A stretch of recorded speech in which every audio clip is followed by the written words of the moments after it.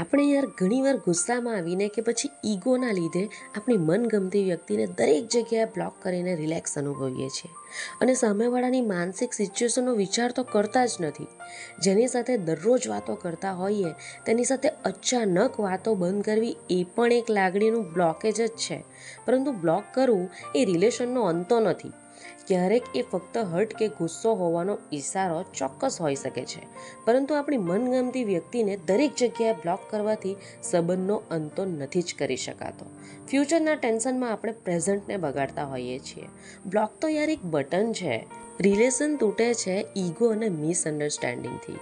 તો હું ખાલી એટલું જ કહીશ કે બ્લોક તો ગુસ્સામાં આવીને આપણે કરી જ દઈએ, એ આપણા બધાની વૃત્તિ છે.